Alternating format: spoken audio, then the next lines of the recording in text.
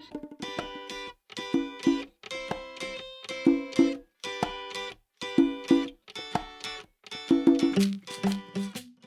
everyone, welcome back to my channel. If you're new here, my name is Jennifer Krigbaum and I am an author aspiring to be published someday. And for today's video, I wanted to talk about how I gained 100 subscribers in less than 10 days. And this is in no way me bragging or anything like that. I know there's definitely lots of channels out there that are gaining thousands of subscribers in less time than that. Also, if you can hear my daughter, she's in here with me because I needed to film this and I missed my opportunity while she was napping, so she's here now. I want this video to be more of an encouragement for smaller channels that are trying to get through that threshold of 100 subscribers, and I just wanted to share some things that I did that might help. So if you want to know more, then just keep watching. So I posted my first YouTube video on May 28th of this year, 2022, and on June 5th I reached 100 subscribers. And I honestly can't thank you guys enough for those who have subscribed. It seriously means so much to me. Getting to 100 subscribers is really hard, and you guys are seriously so awesome. So thank you so much. So for my tips, I wrote down a few. Some of them are pretty basic tips that you've probably seen on a bunch of other, like, you know, how to grow your YouTube channel type videos, but I do have a few specific ones here and there that might interest you. But the first thing that I want to say is the hardest part of starting a YouTube channel is the actual starting part. I wrestled with wanting to start a YouTube channel for a long time, even from back in the early 2010s. And it wasn't until recently, when I finished writing my book, my very first book, that I decided I was going to start a YouTube channel, and more specifically my AuthorTube channel. And if anyone watching this doesn't know what AuthorTube is, it's basically just a community of authors or aspiring authors here on YouTube. So when I refer to AuthorTube, that's what I'm talking about. Yeah, I decided I was gonna just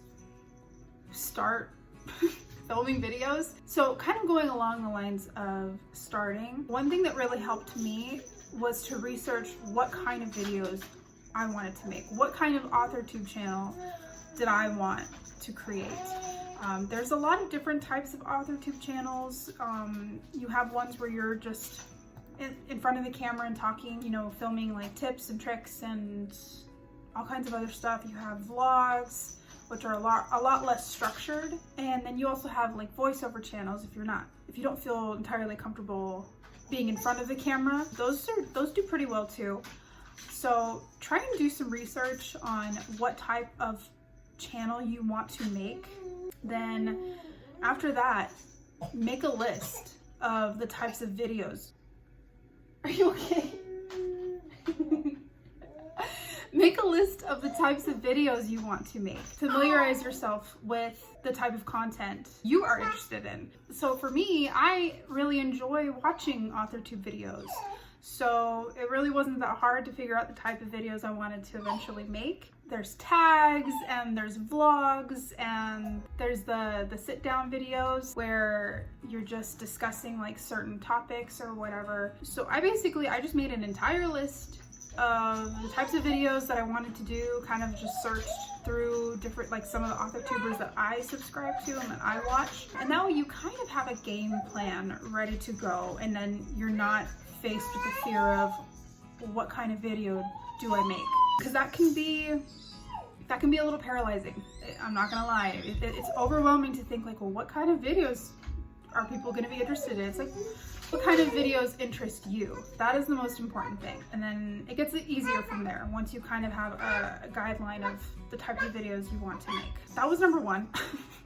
If I'm not listing anything, it's because I'm terrible at keeping track of whatever number I'm on. My second tip is to be okay with making mistakes and take time to test if this is something that you want to do. What I did when I first, made the decision, like, okay, I think I want to make some videos and create an AuthorTube channel. I pulled my phone out and I just started recording. The first video that I technically posted was the AuthorTube newbie tag, but the first one that I filmed was a vlog. And in the back of my mind, I said, this is just a practice run. This is just a practice, just to see if it's something that I want to do and what I enjoy doing, and something that I could see myself committing to, because making YouTube videos is not easy in the slightest. It is a lot of work. It is a skill set that is a learning curve, to say the least. It's really awkward to talk to yourself by yourself to a camera, but the more you do it, the less awkward it becomes. It just starts to become second nature. It's like you're talking to a friend. I pinky promise, it's going to get easier. It does not always feel so incredibly awkward. But going back to what my tip is give yourself the freedom to do practice videos. Film videos that you have no pressure of posting, but just to kind of teach yourself, how do I hold the camera?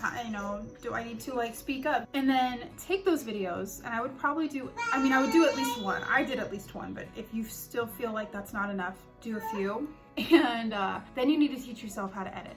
And you absolutely need to edit. And that kind of leads me into my next point, which is editing and lighting. So with editing, you don't need to buy Final Cut Pro or other expensive editing softwares. If you have a Mac, then you should have iMovie. I don't know what free editing software there is for PC. I have a Mac, so that's why I use iMovie. But take advantage of the fact that it's free. You don't need to be investing money into expensive equipment. I literally use my phone, and then I use a paper towel stand as my stand for my phone. I don't have the money lying around to buy a tripod. And I use this. I use a clip-on ring light, super cheap from Amazon, and natural light. I'm literally just sitting in front of my window right now. It ran out of battery, so that's why I'm not using it. But just use natural light. It's going to make a world of a difference. When people are scrolling through videos and they see a bright video versus one that's super dark and the lighting's really bad, and they're gonna keep scrolling. Teach yourself how to edit, and it doesn't need to be anything fancy when you first start out. Just the basics of cutting and putting scenes together. There's so many tutorials on YouTube. It's really not that difficult to learn, just the basics. When I first started, I already knew some basics only because I took a film production class in high school. So I understood the basics, but I did forget a lot. So I had to sit down and watch quite a few YouTube tutorials about iMovie and just refreshing my memory on certain things. So yeah, you don't need fancy equipment to start a channel. If that's something that you want to invest in later on down the road, that's totally fine. That's probably something I'll do eventually once I kind of get more videos under my belt and I see this as being a long-term commitment. If you're thinking about wanting to start a YouTube channel, an AuthorTube channel, whatever kind of YouTube channel it is, and you're thinking, oh, I need to buy the camera and I need to buy lighting and I need to buy this and this and this. No, you don't need to do that. Just start. Start with what you have, a phone, whatever free software you have, editing software on your phone, on your computer, a paper towel stand. Anything that you have, it'll be fine. You just sit in front of a window and go from there. The next thing that I honestly wish I knew before I started filming and editing videos was to get an external hard drive. I repeat, an external hard drive. And I don't know if anyone that doesn't use Apple products like Mac, iMovie, that kind of stuff. I don't know if they have the same problem, but if anyone has a MacBook or anything like that, you know how frustrating it is trying to edit and export videos, and then you get the little notification of your disk space being full. I seriously, I cried. I was just so frustrated so many times just trying to add a song into the, import a song so I can edit it into the video, and it was like, no, you don't have enough space, sorry. So that's why like some of my older videos don't have any music, because I didn't have enough space. Get yourself an external hard drive. I promise you it is going to make your life so much easier. The one that I use did require a little bit of a learning curve. My husband bought it for me because he could tell I was getting so frustrated. So he bought it for me. It's not too expensive. I'll have to check and see which one my husband got. I will leave anything that I mention in the video linked in the description box. So he kind of learned everything for me, and then it was ready to go. So do your research, search tutorials on YouTube on how to get it all set up, and I promise you, getting an external hard drive and then putting your video library, like movie library, in that is going to free up so much space, and exporting your videos is going to become exponentially easier. So yes, I don't know, number four, get an external hard drive. Number 5 is to use Canva. This is not sponsored. I just love Canva so much. I even pay for the Canva Pro because I just love it so much.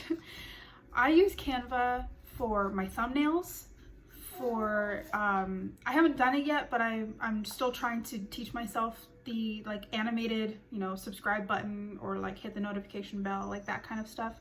I'm still teaching myself how to do that, so I don't have anything yet. But I used Canva for my intro that played at the beginning of the video, and I also used it to create the animated end screen at the end of my videos. It is so important to have a good thumbnail. Just like with books, people judge books by their covers, and people will judge your video based on your thumbnail. I did a decent amount of research. I just looked up like what kind of thumbnails other AuthorTubers were making for their videos, and I'm not saying like copy exactly how they do it, but you kind of get an idea. So for instance, what's really popular now with vlogs is having the 4 pictures and then whatever the text is, and then just take time to sit there and pose and just and that'll be your thumbnail, and you add some text. Yeah, because the generated ones from YouTube are horrendous. You might get lucky and get like a decent one, but it's just easier just to take some time to pause and just take a picture, and then you can upload that. But Canva, you can edit the pictures and make them look really nice. They do offer a free trial. I don't remember how long it is, but take advantage of the free trial. When I say free trial, I mean the Pro, because there's certain things that you can do with Canva Pro that you can't do with the free one. For instance, I think making like the animated like intros and other things, like you'll see like a little gold crown, and that means it's Pro only. So you can do a free trial for Canva Pro, and within that time, teach yourself how to make certain things, and then make them and download them, and then you have them forever.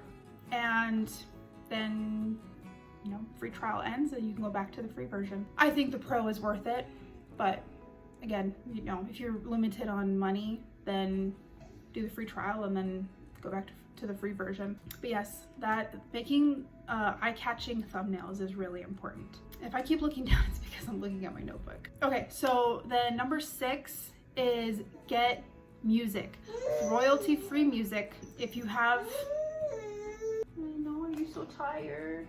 You just woke up from a nap and you're already tired. If you are using a Mac and you have iMovie, then iMovie has a very small selection of music, but music nonetheless. And YouTube also has an entire library of music that you can download. And then I also use, some of the music that I've used is from SoundCloud. You just have to look specifically for like the commercial music royalty free, and then you just need to, like, a lot of times they'll explain in steps how to credit the artist, and so you just need to like copy and paste and put that in the description box. But music makes a big difference too. Like my first video that I posted, my AuthorTube newbie tag had no music, and then my vlog had some music. It was just from the iMovie library. Oh, it's so hard to film with a baby. What was I saying? Yes, so my first couple of videos just had like either no music or the iMovie music, and then I started incorporating like the YouTube music and then the SoundCloud. So definitely try and get some music into your videos. It makes it much more interesting. And then number 7 is your videos become much more searchable when you have keywords. It really depends on what kind of videos you do. But like for instance, my stuff is author related, writing books and stuff. So my keywords have stuff like that. So that way when someone searches for it, hopefully my video comes up on like the first page. I don't know. Oh, that was ready. Okay, so then number 8. So talked about like, you know, coming up with ideas for the videos, and then filming, and then editing. And so now it's about posting and announcing that you posted. Now, I know some people like to keep their YouTube stuff separate from like their personal life, and that's totally understandable. And then more specifically, this tip might not work for authors that have pen names that they created so that their author life and their personal life don't mix. So this might not work for you, but tell people that you're posting a video and making a YouTube channel. I struggled with it, the decision to post on my personal Facebook, and then I ended up just doing it. And you know, you're obviously gonna get people that are like, what? why are you making YouTube videos? But never underestimate curiosity. And then you might also just get people that subscribe to you just to support you, you know, family and friends. And that kind of gets your subscriber count going. I have to hold her hand. Whew. We are close to being done. I also created author accounts. So I have my personal social media, and then I have my author social media. Yeah, so I posted that I made a YouTube video on my author accounts, and then also my personal account. Okay, this is getting really long. Okay, my husband just got home, so he was able to take my daughter, so it should be slightly more quiet. Okay, I'm trying to think of where I was at. Okay, so yeah, posting and making it known that you have made a channel is really important. If you just post and don't tell anyone, then nobody's gonna be able to find you. 90-something% of the traffic to my channel was because of Facebook groups. And that in itself deserves its own spot, so I'll get to that. That is a huge game changer when you're trying to get people to notice your channel, is you just gotta tell people that you've made a channel. It seems so simple, but I know a lot of people are like feel embarrassed, or you know, they're shy about telling people that they started a YouTube channel. But I understand why. I do understand. But I think the fact that I just told everybody like, hey, I made a YouTube channel, go check out my channel, might have been something that helped grow my subscriber count pretty quickly. So then that leads me to my next point, which is don't underestimate Facebook groups. So kind of rewind. I am a part of a lot of writing Facebook groups. And so when I made my AuthorTube channel and made my first video, I basically announced it like on all my writing groups. And that was probably my first mistake, was okay, so I'm sure if anyone is a part of a Facebook group, you know that a lot of times they have rules about self-promo or spam or like that kind of stuff. I was really excited when I made my first YouTube video and posted it that I completely forgot about the rules, and I just announced it, and I didn't even take into consideration that it would be self-promo. So a lot of my stuff got removed, which is understandable. I understand why they did it. I'm not like mad about it or anything like that. I was just like, dang it.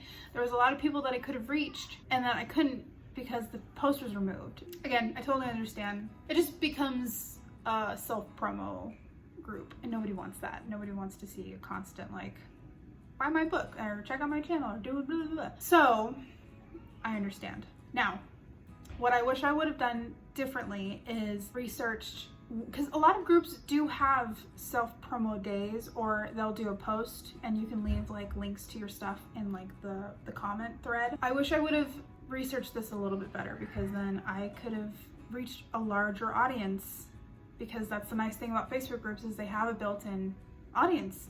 So that's something I hope you guys learn from my mistake, is to do the research of when they allow self-promo and then announce that you've made a channel. Now, that's specific to like authors and writing related stuff, but I'm sure there's Facebook groups for everything.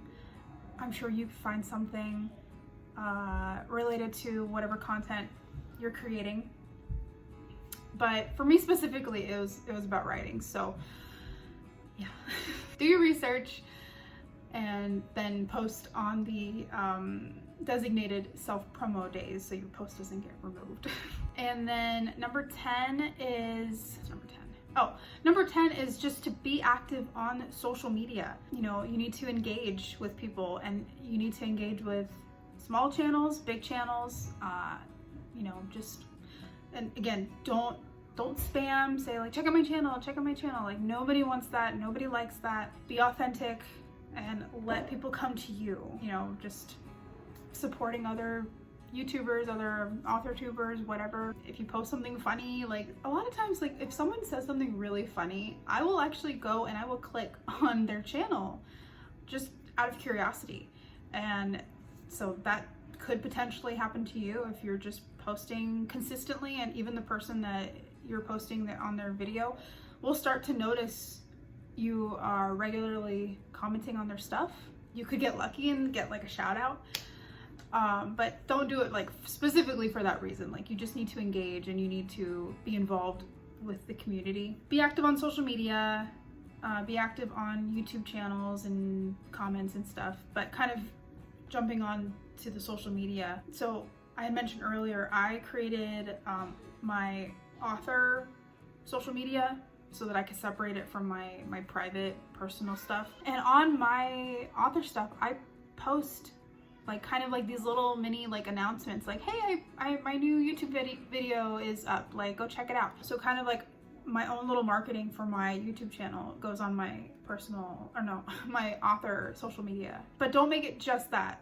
And I need to, and this is another thing that I need to get better at, is creating original content, not just marketing my YouTube channel on my social media. So for instance, I'm on TikTok, and TikTok is really fun, but it's it's a little bit of a learning curve. And like if you're like me and you just don't have the time to be posting like 2 or 3 videos a day, it's kind of hard to like gain traction on TikTok. But you can still have a lot of fun and still post things on there. Just, you know, post original stuff that's not you trying to promote your YouTube channel. But again, you're basically just trying to get as big of a reach as you can and let as many people know about your YouTube channel as possible. Okay, so then number 11, I think we're on number 11, is to connect with fellow AuthorTubers, YouTubers, and it's a lot easier when you guys are at like a similar subscriber count, and you're just like commenting on each other's videos and liking them and just trying to boost each other, boost each other's channels. So I'm gonna put a shameless plug in. A friend of mine and fellow AuthorTuber created a Facebook group called AuthorTubers Helping AuthorTubers. So anyone watching this that does not do AuthorTube, that's fine. But this is for specifically for the AuthorTubers that want to make AuthorTube channels. Yeah, so she created this Facebook group and I'm an admin on there, so I help run it.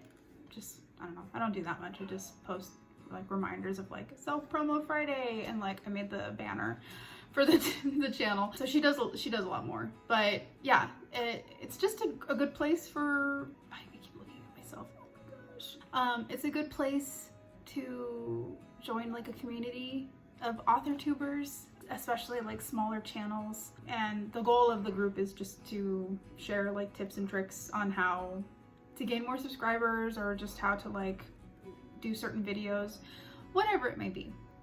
It's just a place for everyone to kind of help each other out. So that's my shameless plug for our group. And then lastly, number 12 is to never stop learning. I mentioned this before, but like my first video that I posted had literally no music.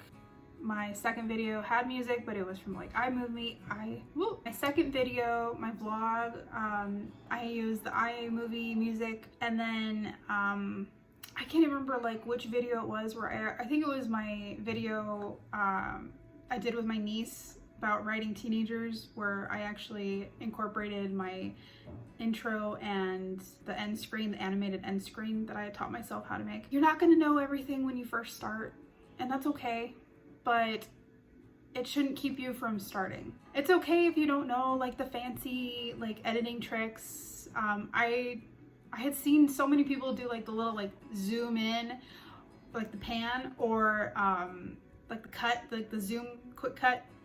And I always try to figure out like how they did it, and I managed to teach myself how to do it. And it's not too difficult to learn, but it does make your videos a little bit more interesting.